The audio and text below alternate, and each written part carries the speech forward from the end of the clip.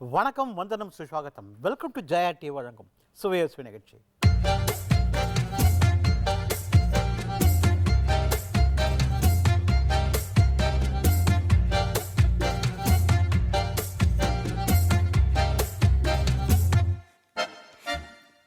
போன வாரம் அருமையான ஜூஸஸ் இந்த வெயில் காலத்துக்கு பார்த்தோம். நிறைய பேர் ட்ரை பண்ணாங்க, குழந்தைங்களுக்கு கொடுத்தாங்கன்னு சொன்னாங்க. அவங்க எல்லாருக்கும் என்னுடைய மனமார்ந்த நன்றி. இந்த வாரம் கொஞ்சம் வித்தியாசமாக, இந்த சீசன் வந்து முருங்கைக்காய் சீசன். முருங்கைக்காய் நிறைய கிடைக்குது. முருங்கைக்காய் வச்சு முருங்கைக்காய் புளி மசாலா செய்ய போகிறோம்.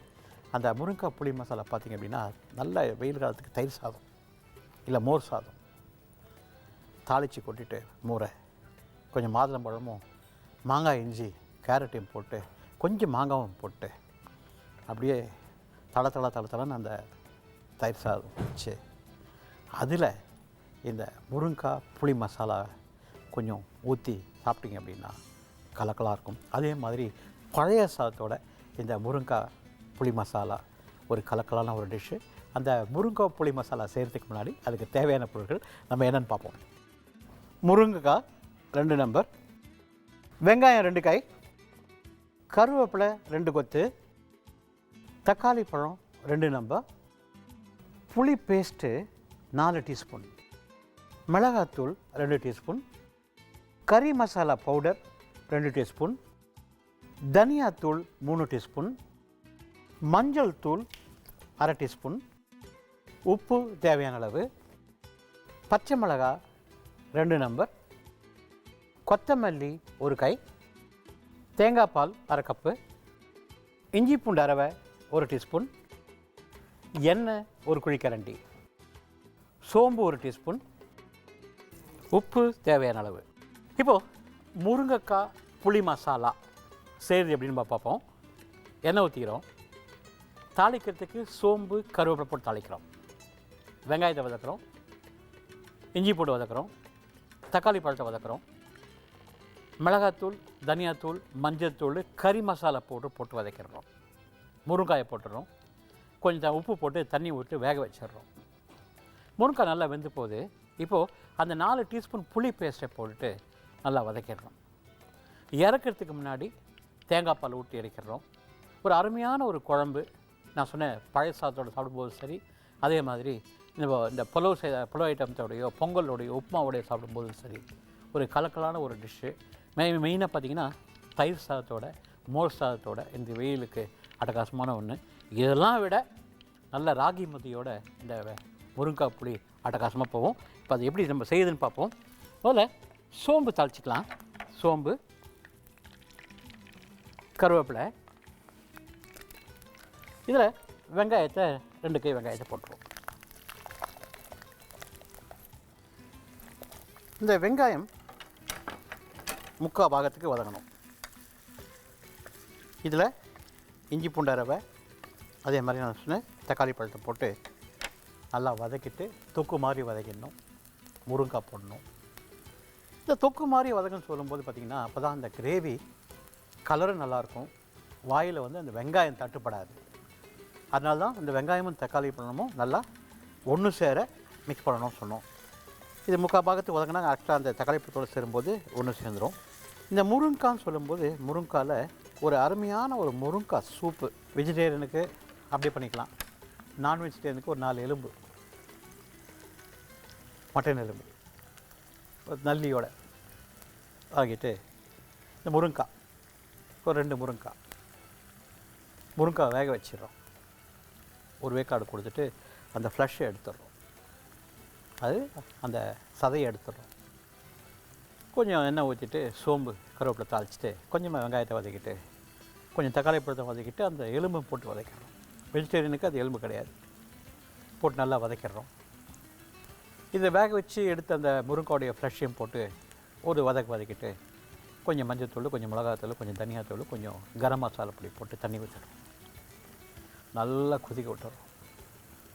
இருத்துட்டு அதில் மிளகுத்தூளும் உப்பு போட்டு அந்த மட்டனில் இருக்கிற சதையை மேலே தூவி போட்டு அந்த முருங்கைக்காய் அந்த தோல் இருக்கு இல்லையா, அதாவது அந்த ஃப்ளஷ்ஷு அதையும் மேலே தூங்கின மாதிரி போட்டு சாப்பிட்டிங்க அப்படின்னா அந்த முருங்கைக்காய் வாசனைக்கும் அந்த மட்டன் வாசனைக்கும் அந்த சூப்பு கலக்கலாக இருக்கும். அதே மாதிரி வெஜிடேரியனுக்கு இந்த முருங்கைக்காய் ஃப்ரெஷ்ஷோட முருங்கைக்காய் வாசனையோடு சாப்பிடும்போது அந்த சூப் வந்து நல்லா மணக்கும், டேஸ்ட்டு வந்து சுவையாக இருக்கும் ஆக்சுவலாக.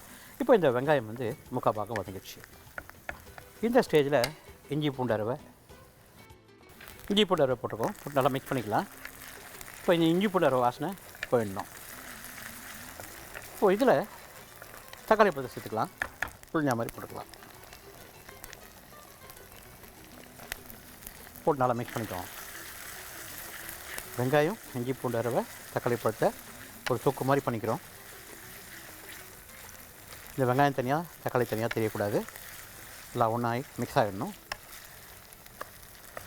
இதில் தான் அவங்களுக்கு நான் வெஜிடேரியன் கிரேவியாக இருந்தாலும் சரி, வெஜிடேரியன் கிரேவியாக இருந்தாலும் சரி, ஒரு டேஸ்ட்டு வர்றதுக்கு காரணம் இந்த தக்காளி பழமும் வெங்காயமும் நல்லா மர்ஜ் ஆகிறதுனால தான். இப்போ நல்லா மிக்ஸ் ஆகிடுச்சு. இதில் இப்போ என்ன பண்ணுறோம், மிளகாத்தூள்,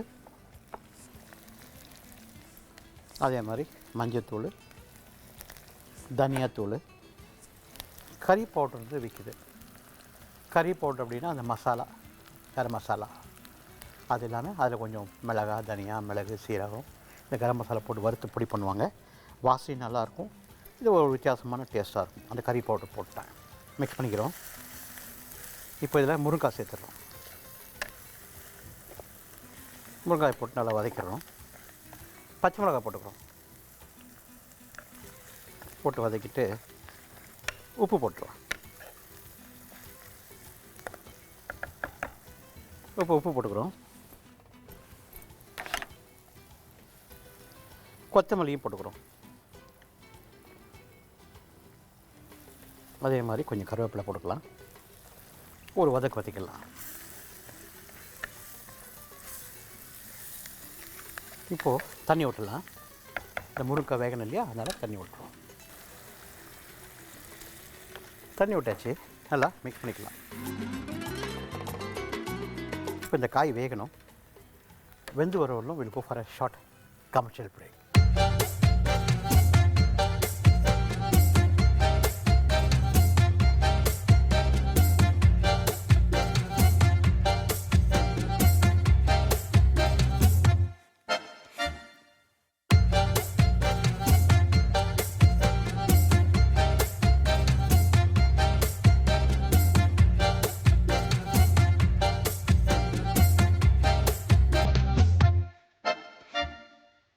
welcome back to Jaya TV வழங்கும் சுவையை சுழற்சிக்கு.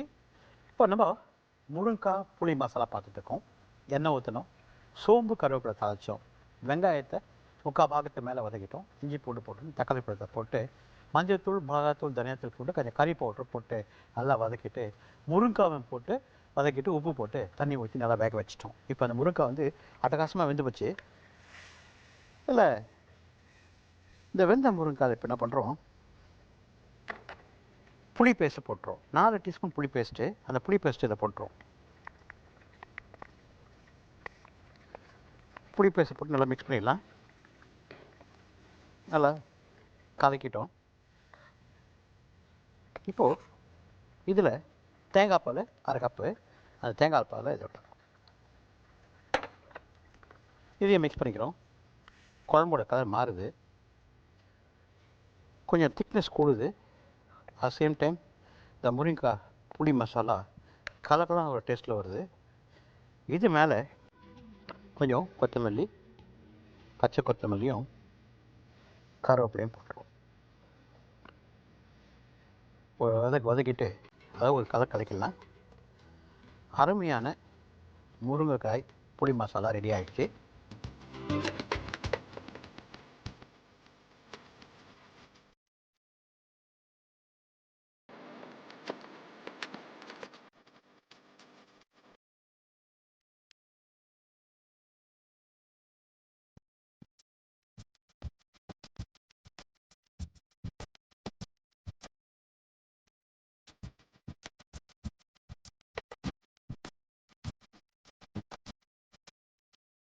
எண்ணெய் ஊற்றி சோம்பு கருவேப்பிலை தாளித்து வெங்காயத்தை வதக்கி, இஞ்சி பூண்டை வதக்கி, தக்காளி பழத்தை வதக்கி, அதில் மஞ்சள்தூள், மிளகாத்தூள், தனியாத்தூள், கறி போட்டு பச்சை மிளகாயம் போட்டு, முருங்காயும் போட்டு, உப்பு போட்டு அதில் கொஞ்சம் தண்ணி ஊற்றி நல்லா வேக வச்சுட்டு வெந்த பிறகு நம்ம புளி பேஸ்ட் சேர்த்தோம். அதுக்கப்புறம் தேங்காய் பாலை சேர்த்து ஒரு கொதி வந்த பிறகு பச்சை கொத்தமல்லி கருவேப்பிலை போட்டு இறக்கிட்டு நல்லா நான் சொன்ன மாதிரி ஒரு சூடு சாதத்துலையோ இல்லை பழைய சாதத்துலையோ இல்லை மோர் சாதத்துலையோ தயிர் சாதத்துலையோ சாப்பிடும்போது ஒரு கலக்கலான ஒரு டிஷ்ஷு.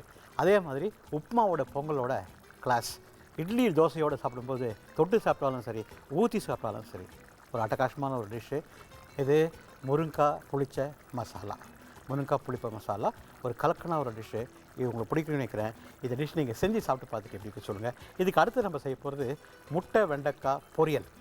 வெண்டைக்காயும் முட்டையை வச்சு ஒரு பொரியல் பண்ண போகிறோம். அந்த முட்டை வெண்டைக்காய் பொரியல் செய்யறதுக்கு முன்னாடி அதுக்கு தேவையான பொருட்கள் நம்ம என்னென்னு பார்ப்போம்.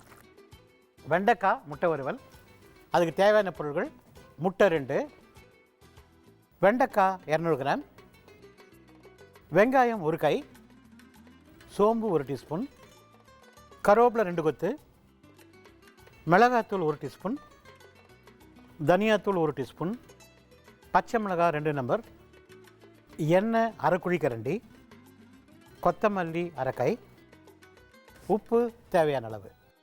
முட்டை வெண்டைக்காய் பொரியல் சொல்லலாம், இல்லை வறுவல்னு சொல்லிக்கலாம்.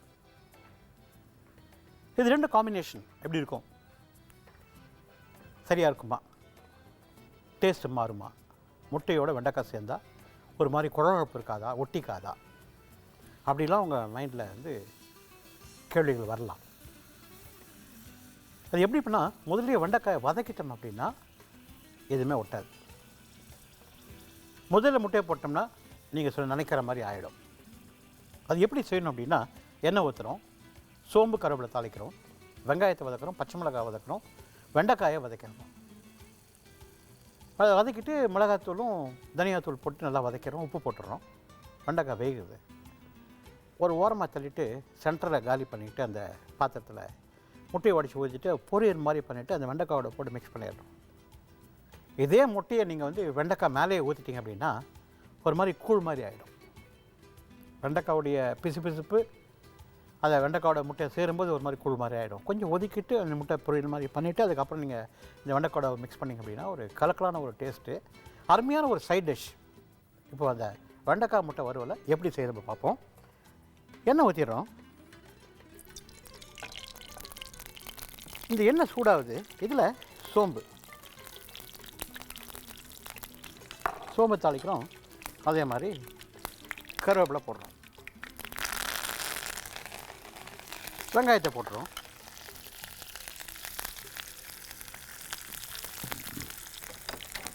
போட்டு நல்லா வதக்கிறோம். நீங்கள் பொடியாக நறுக்கின வெங்காயம் போட்டாலும் சரி, இல்லை இது மாதிரி நீட்டாக கட் பண்ணி வெங்காயத்தை போட்டாலும் சரி, இதை நல்லா வதக்கிடுறோம். இந்த மாதிரி கருவேப்பிலையை முதல்ல போட்டு வதக்கும் போது என்ன ஆகுது அப்படின்னா அந்த வாசனை வெங்காயத்துலேயும் ஒட்டிக்குது. இந்த ஸ்டேஜில் நம்ம என்ன பண்ணுறோம், பச்சை மிளகாய் சேர்க்குறோம். அதே மாதிரி ஒரு வதக்கிட்டு இப்போது வெண்டைக்காயை சேர்க்க போகிறோம்.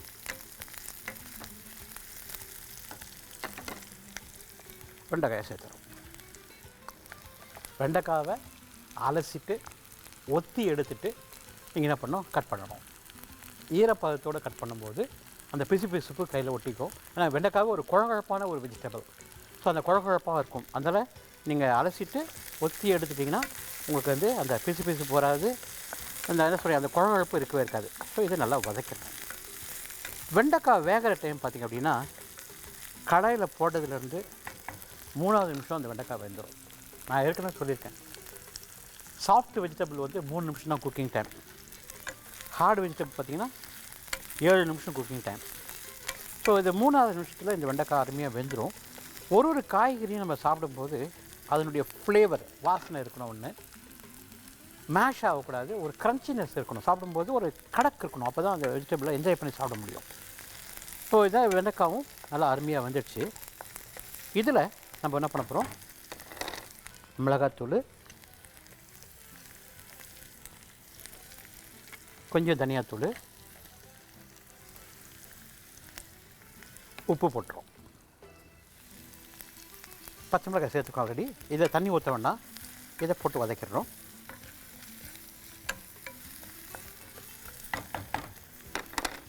வதங்கி வரும். Will go for a short commercial break.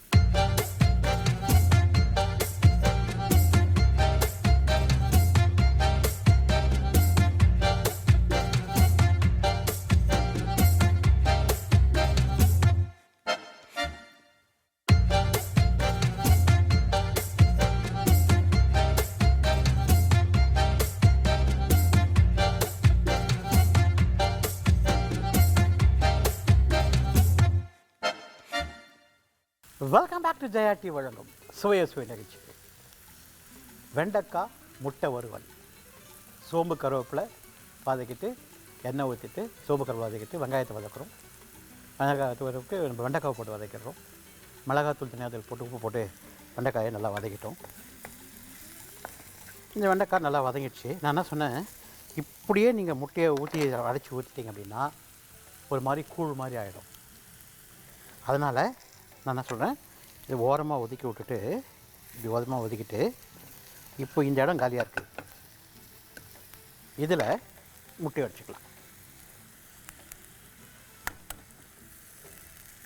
இந்த காலியான இடத்துல முட்டையை ஊற்றுறேன். 2 முட்டை. இதை 200 கிராம் வெண்டைக்காய்க்கு மேலே ஊற்றிடாதீங்க, சைடில் வச்சு இப்போ ஒரு பொரியல் மாதிரி பண்ணிக்கலாம். இந்த ஸ்க்ராம்பிள் டேக்குன்னு சொல்கிறீங்க இல்லையா இங்கிலீஷில், அந்த மாதிரி முட்டையை மாத்திரம் இது மாதிரி முள்ளமாக வதக்கிக்கோங்க. இந்த சூட்லேயே நல்லா வெந்து போகணும், எண்ணெய் ஊற்ற வேண்டாம். இந்த பொரியல் மாதிரி வந்த பிறகு இந்த வெண்டைக்காவை நம்ம மிக்ஸ் பண்ணிக்கலாம். வாங்க, இந்த மாதிரி வரணும். இப்போ இந்த மாதிரி வந்த பிறகு ஒன்றா மிக்ஸ் பண்ணிக்கலாம்.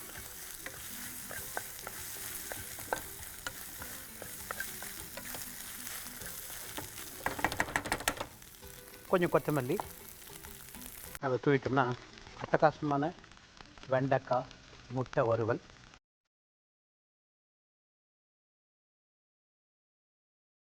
ஒரு சாம்பார் சாதத்தோடையோ ஒரு ரசம் சாதத்தோடையோ அதே மாதிரி நம்ம சொன்ன அருமையான ஒரு களியாகட்டும், இல்லை ஒரு கலந்த சாதமாகட்டும், கீரை கடையை அதோடு சாப்பிடும் போதாகட்டும், ஒரு அட்டகாசமான வெண்டைக்காய் முட்டை வறுவல் ஒரு கலக்கலான டிஷ்ஷு. குழந்தைங்களுக்கு இதை நீங்கள் சப்பாத்தி மேலே ரோல் பண்ணி ஒரு காட்டி ரோல் மாதிரி கொடுத்தா நல்லாயிருக்கும். இதில் இந்த நீச்சு வாசனை வராது. மிளகாத்தூளும் இந்த தனியாத்தூள் இந்த வெண்டைக்காயோட சேரும்போது நீச்சு வாசனை மாதிரியான இருக்காது. அதனால் ஒரு காட்டி ரோல் மாதிரி கொடுத்துறதுக்கு ரொம்ப நல்லாயிருக்கும். இதே நீங்கள் சூடு சாதத்தில் இதை மிக்ஸ் பண்ணி சாப்பிடும்போது ஒரு அட்டகாசமான ஒரு டேஸ்ட்டு.